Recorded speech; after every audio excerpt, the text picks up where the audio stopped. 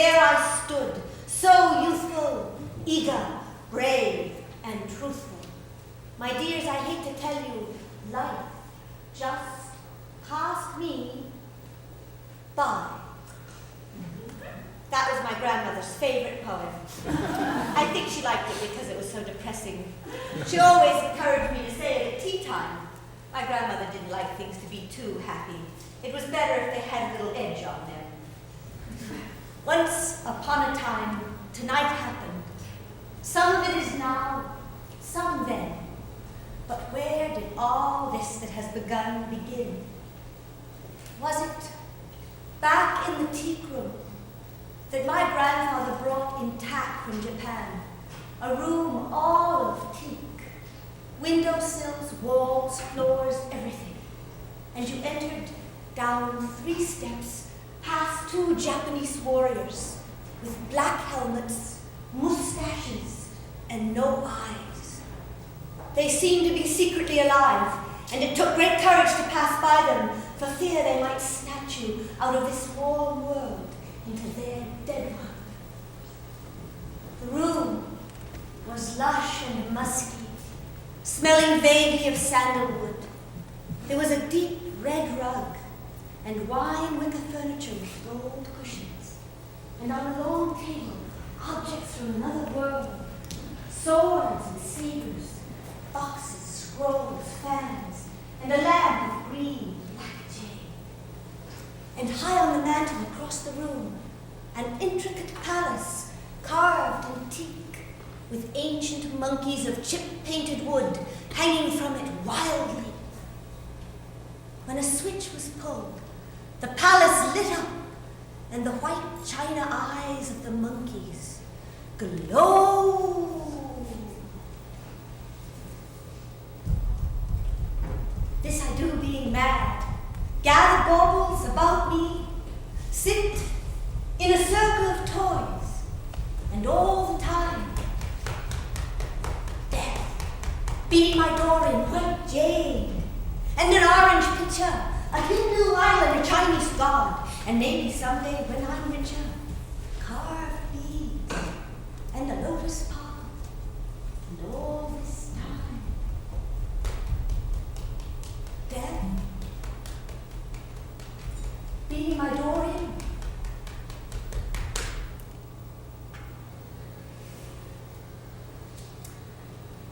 Or did it all begin back in the nursery? The nursery of a large brick Georgian house in Brookline, Massachusetts. The house was built by Edward Boyd, a good friend of the painter John Singer Sargent. Mr. Boyd called our house the Darley House, and I always thought I lived in the Dolly House, and my sister always thought she lived in the Darling House.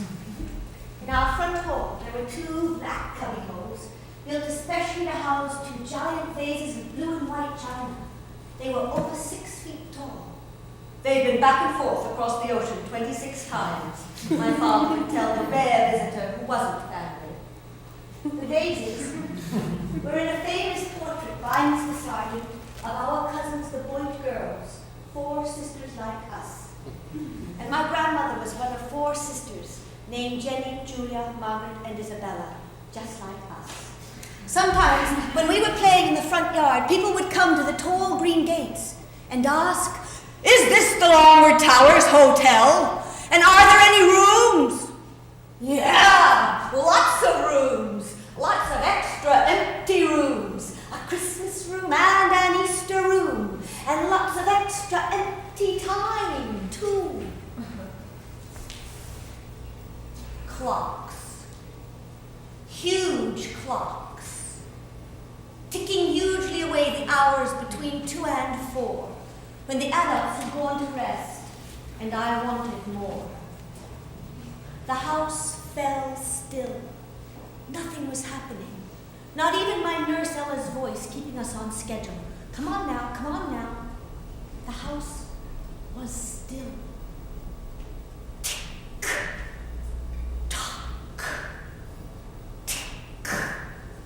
So many clocks that some ticked as others talked. And it was tick-ick-ock-tock, tickety-ock-ick-tock, tickety-ock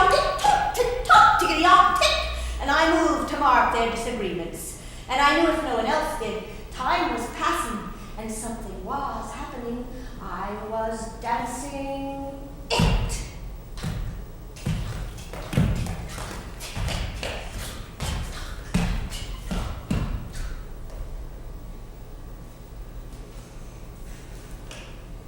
The adults awoke at 4:30.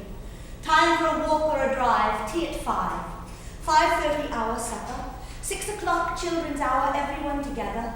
7 p.m. their dinner. 7:30 we were put to bed. 8 o'clock they came up and read to us a bedtime story, turned off our lights and said good night.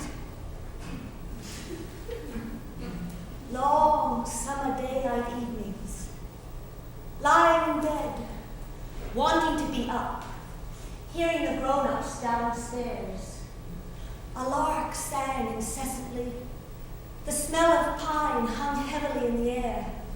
There seemed to be a feeling of excitement. Maybe a storm was coming. And then, while I was waiting, finally, suddenly, it was morning again. Another long sunny morning in the nursery, when I played my favorite records. Mickey Mouse's Birthday Party, the best of Hoagie Carmichael, Swing Time Specials, and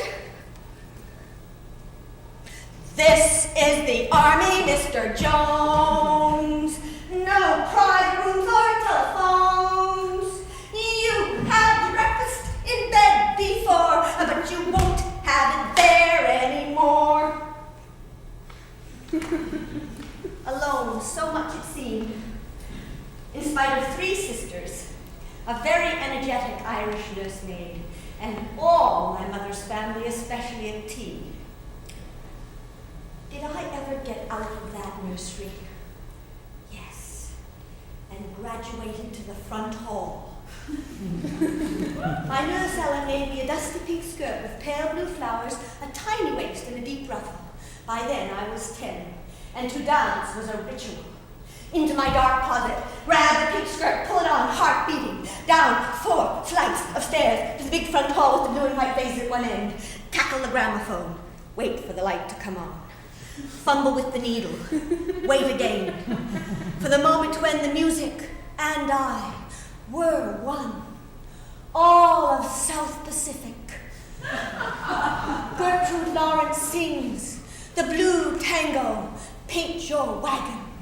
For me, it was like stepping onto a conveyor belt. My body came alive in a new way. I lived stories of love. Some enchanted evening, you may see a stranger. Of badness, Jenny made her mind up when she was 10. Of sadness, poor Judd is dead. Poor Judd Fry is dead. Yes, and even sex. Birds do it. Bees do it. Even educated fleas do it. Let's do it. Let's. Their rhythms pass through my body, creating experiences and emotions my life had no idea of. Did anyone ever see all this? Yes, I forced the maids to come and see me, and paid my little sister 10 cents, my entire allowance, to sit on the bottom stair and stay there for at least one whole record. Bella, that's only fair. So many people tell me about a dance I remember like a dream. Like when you think you've flown down the last flight of stairs on Christmas morning. This dance was like that. My big sister Julia and I did it for Christmas one year to the gold and silver waltz. Our front hall was broader at either end, so we do the sort of solo, twirling sequences there. And then at a given swell in the music, we dashed toward each other. She'd catch me up into the air, and holding me there, we'd sail through the long, narrow part, sustaining the music's climax in my flying body. And then, just at the tail end of the phrase, my feet would find the floor again, and I'd trip light and quick, still on air, back to where it all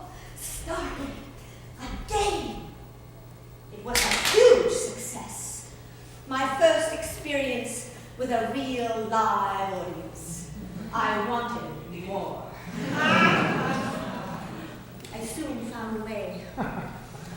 My 6th grade class was giving a play, The Shoemaker and the Elves. There was no part for me, so I made one for myself, head elf. And I persuaded my 6th grade teacher that the only way to start this play would be a long dance intro for head elf on tiptoe, moving secretly about the shoemaker's house. She agreed. And I proceeded to do a full 5-minute tiptoe, search, melodrama. After this, my school could never present anything that I didn't find some place to insert a dance into it. Hans Brinker's girlfriend did a skating dance. Mole in Alice in Wonderland did a treacle dance. Ariadne, tied to a rock, did a struggle dance. And finally, they gave me Ariel, and all my numerous exits and entrances were danced furiously out of and into the space, up and down the stairs, across the balconies, and tearing through boughs of paper flowers. Master, I'm here to do your bidding.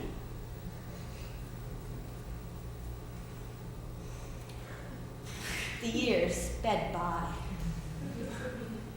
And then it was here overnight, it seemed. The moment I guess I thought would never come. When my dance had either to be real or locked back up into my childhood for good. The questions gnawed. What was it, this dancing? Was it real?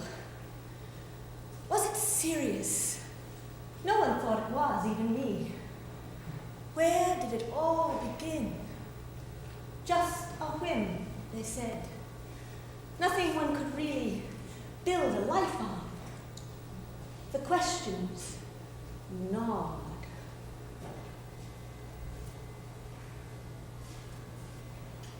I looked into my heart while the wild swans went over. And what did I see that I had not seen before? Just a question less, and a question more, but nothing to match the flight of those wild birds flying. Tiresome heart, forever living and dying. House without air, I leave you and lock your door. Wild swans, come over my town. Come over my town again. Trailing your legs and crying. Crying. Crying.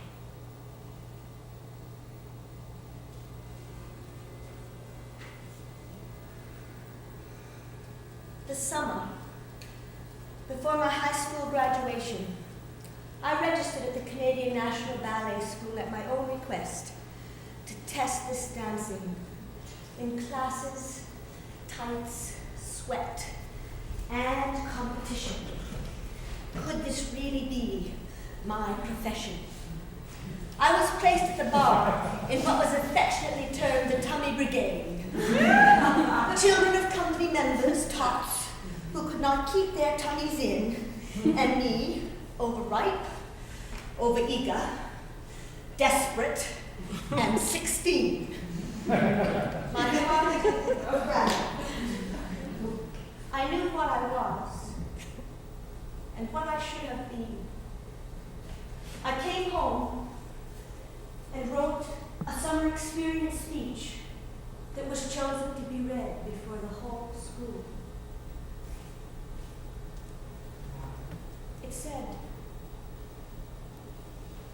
I realize now how impossible it is to be a dancer, starting formal training as late as I did. I do not believe in doing anything unless one does it well. And so I've come to this decision. I will go to college. There were tears in my eyes. They said, wise.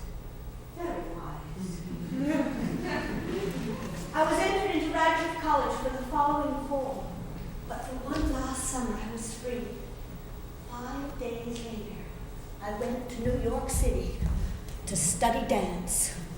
2 classes a day with an Irish lady who called herself Ella DeGanova. Not an easy summer, very difficult, and very hot. And yet, at the end of each day's classes, as I left that studio, I roamed the city streets, free to meet whatever came my way, observing, sketching, walking, writing, talking to all who came along.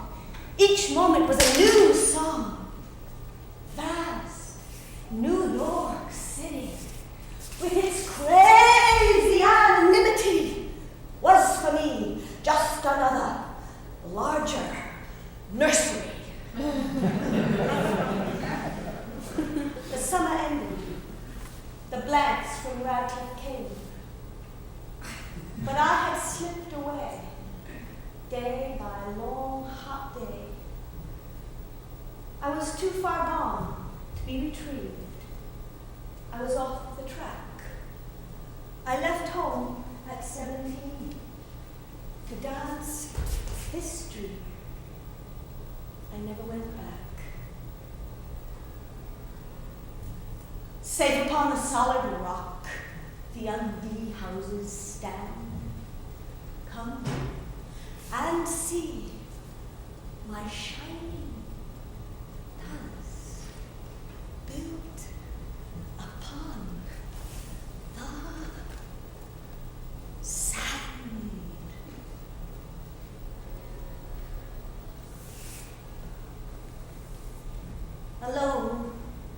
Alone in New York City that next winter, in my sister's railroad flat. I was looking in her bookcase one day and took out the collected verse of Edna St. Vincent Millay and opened to the poem Sorrow and read it over and over and drew stick figures down the side of the page to capture its energy and keep me company. So that late that first year, when I returned to my alma mater, Windsor School for Girls, Boston, and my principal, Miss Knapp, who looked a lot like Beethoven, greeted me with, "Hello, Margie! And what have you been doing all alone in New York City?" My mind went blank. I grabbed inside it and said, "Dancing to poetry." "Oh! Could I see one?" "Yes," I said.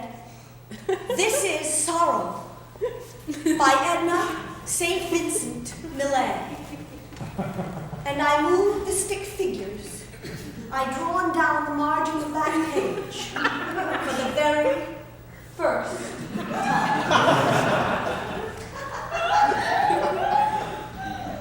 Sorrow is like a ceaseless rain that beats upon my heart. People twist and they scream in this pain, and the dawn just finds them still again. This has neither wax, nor wane, neither star, nor star.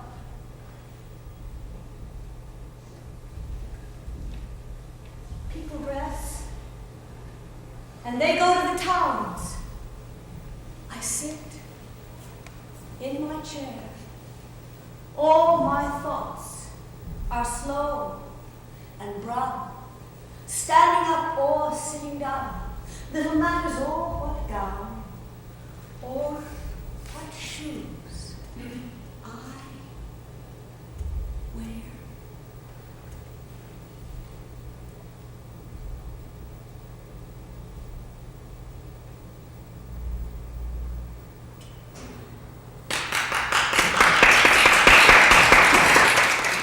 Miss Knapp liked it. I went right back to New York City and did 39 more.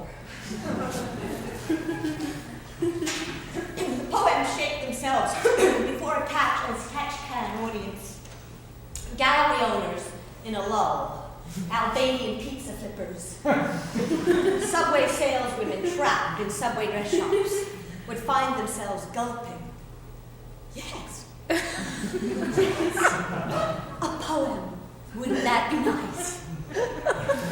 Perhaps in a minute. You mean right here? Right now? Oh my goodness, Natty. Come here quick and see this.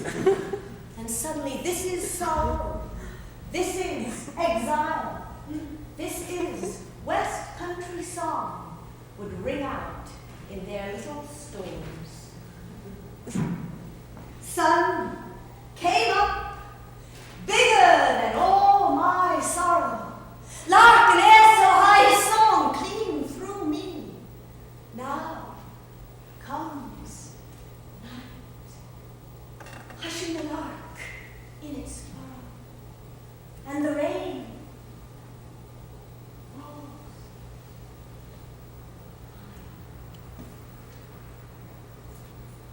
Now it had truly begun. The reckless years, the long struggle, the 100 unlikely opportunities, the 1,000 fears. I was on my own.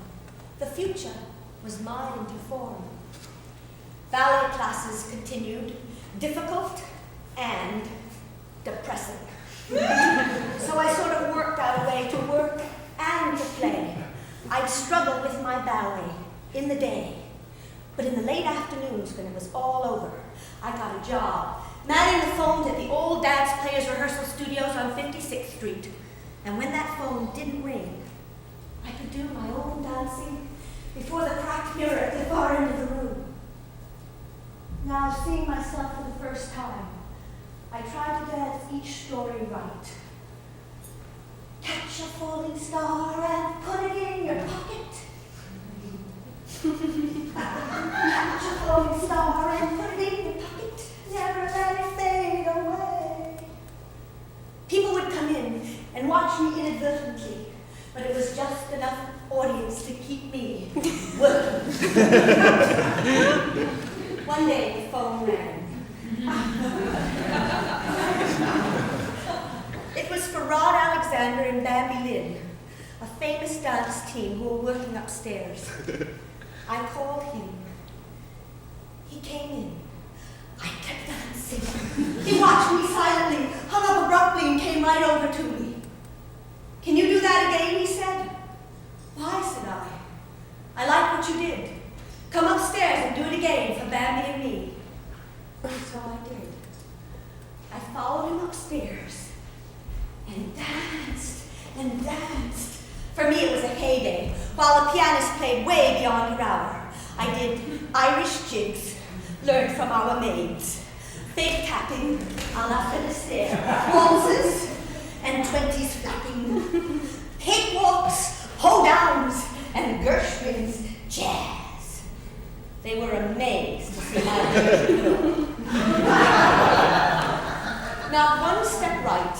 My body in constant flight, I'd done them all. The show they were casting for was called Dance Jubilee, an American Dance History. And believe it or not, they hired me. Equity card and salary. I was really and truly a dancer now. 1 week later, rehearsals began. And they were very strange. I'd never done anybody else's steps before. Never counted past 3. And now it was one step after another, and the counts went way past 16 and more.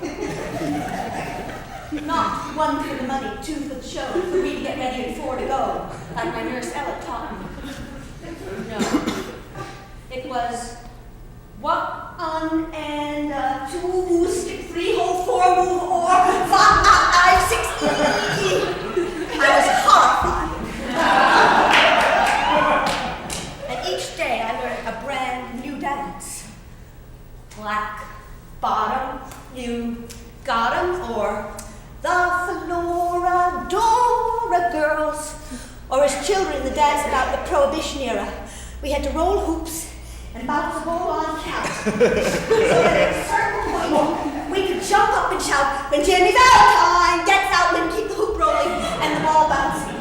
It was all very different from my dancing. So I just tried to do what they showed me. And at each run through, I seemed to do okay. So I stopped worrying. One day, Mr. Alexander invited his friend, a famous choreographer, Buddy somebody or other, come and see our show as far as we could do it. So we all went over to the side of this big room we'd been working in to start. And the first number was a sort of mini minstrel show, and we all came jogging in and sat down in line on our special boxes to begin. And my mind was numb. I had absolutely no idea what happened next. At first, I couldn't figure out what was wrong. And then I realized the mirrors I'd worked in front of all along were gone. There was a big, tan burlap curtain over it. As minstrels, we wore red and white day-glow gloves. And now I didn't know which way my hands were meant to go. And at a certain moment, we were meant to pick up the banjo and play a tune, but I didn't know when, and I didn't dare look. And then we'd always mark the chords by everyone else's fingers in the mirrors, and now I didn't know where to put my fingers, or what to play, or how to pluck with my day-glow pick. And then we got up and did the cakewalk, and they dragged me here and there in a vacuum. Right, over here, no, over here, no, down over here. Their mouths were working wildly like we were all in some nightmare, not just me. Now and then I remember something perfectly, like the big turn from the waltz, and do it triumphantly, all alone. It was an experience beyond humiliation. And when it was over, Mr. Alexander came right up to me again and said very, very quietly, "You do not know the steps yet, do you? Learn them by tomorrow." And they all left the room, one by one, and I was alone. I kept working until they closed that studio. Then I went out in the hall and I worked some more until the janitor said I really had to go and lock up. And then I went home and worked all night in my little room. So the next morning at 8 a.m., I went through that whole show again. And when rehearsals began at 10, I was so much better than before that no more was said, at least not then. 5 days later, we were on the road. For 5 whole months, we went on tour in what was called the Wonder Bus. 1 town a night, 15 dances a town, 8 full costume changes before the intermission. I nearly died. I had never done anything to prepare me for it, never been away from home, never traveled alone with such a motley crew.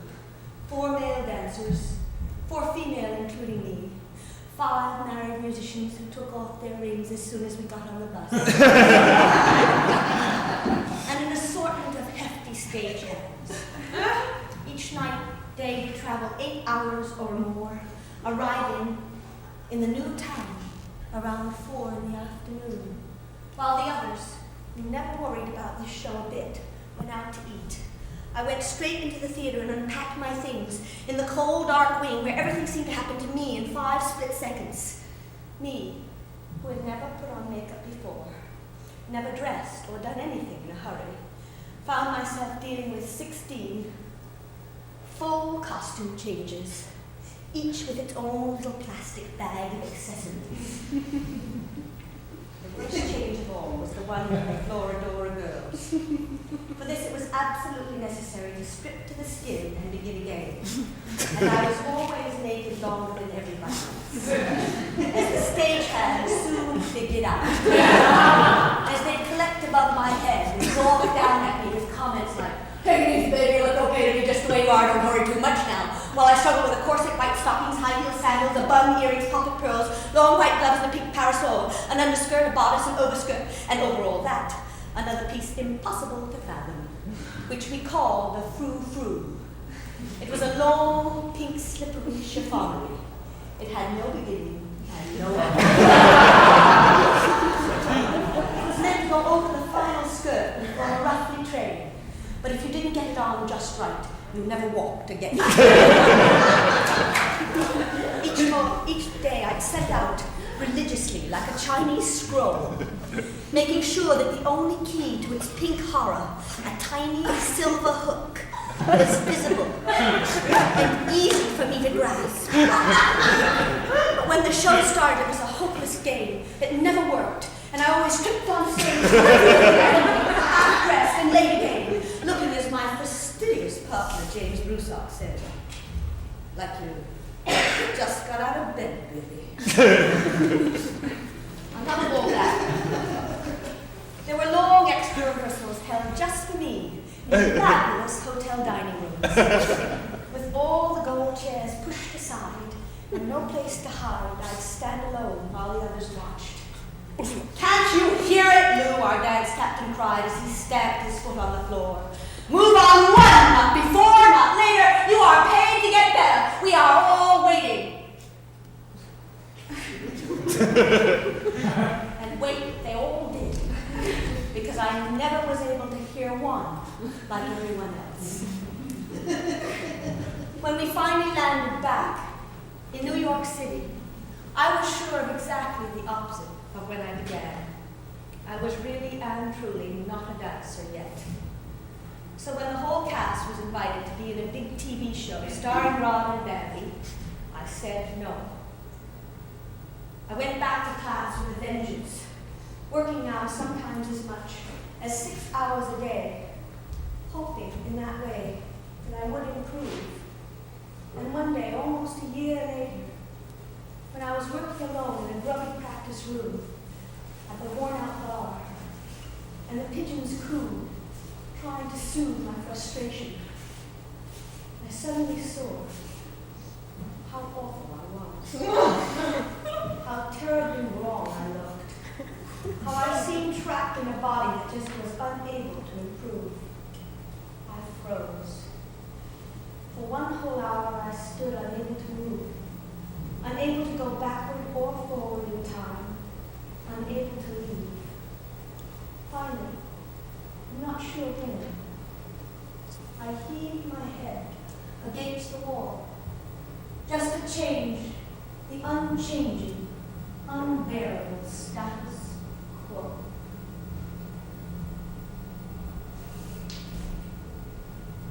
Someone came and found me. I'd knocked myself out. Arrest was suggested, and I left that room forever, and went home all the way, past the family and the house near Boston, to another one that stood empty by the sea. I do not know if they really ever knew or understood all this, but somehow for me that was the Waterloo point, the moment when I could no longer even look.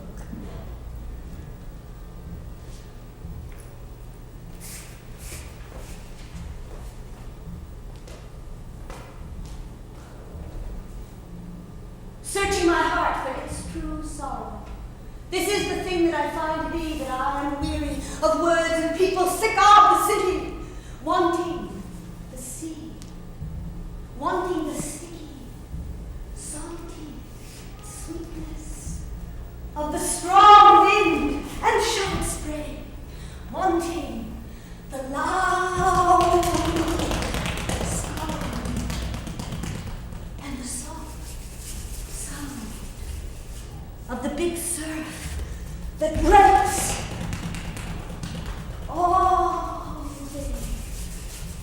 Always I climbed that wave in the morning, and I shook the sand from my shoes at night, that now am caught beneath great buildings, stricken with noise, confused with light.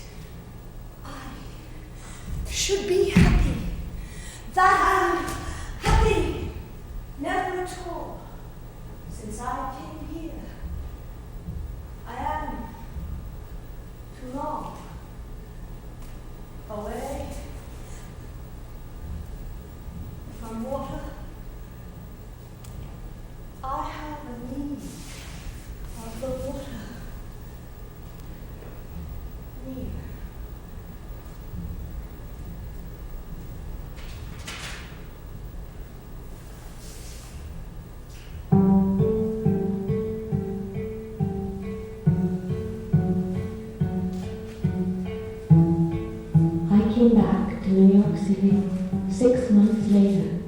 but not the ballet.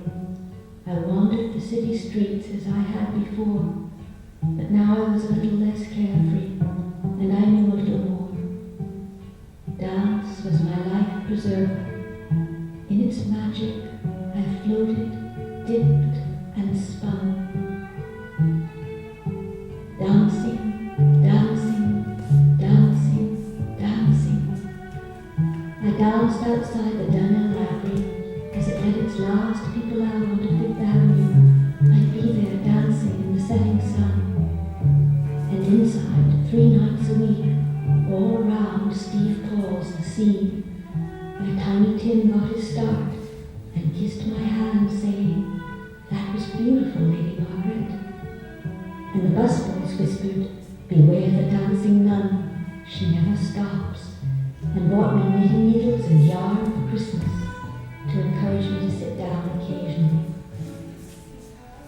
At noontime, for the lunch crowds on Fifth Avenue, one day a quiet-looking businessman came over and asked who I was. "Just a person who likes to dance," I answered. Later, I received a letter and $20, which read, "I was going to leave New York City. I was very blue that day I saw you dance, but if that can happen here in this city, I must stay another year and give myself a second chance to dance my dance as you did yours." Dancing, dancing, dancing. 8th Street and McDougal on election night, to a crazy guitarist whose knee drew me into his tune. Suddenly whole crowds gathered, egging us on. A little dark woman cut easily through. "Who are you?" she asked. "Whoever you are, that's real dancing." As I was about to say thank you, I recognized her as Anna Sokolow, whose company I tried to be in disastrously. "Anna," I cried, "it's me, Margie. I'm sorry I was not able to do what you gave me." "What? What? Oh, that doesn't matter. Are you Margie?" "Yes." "Well, keep dancing." "Do you always do this?" "Yes, I do," I said. "Good," she said. "Go on. Just keep going. Go ahead. Don't stop." And she was gone.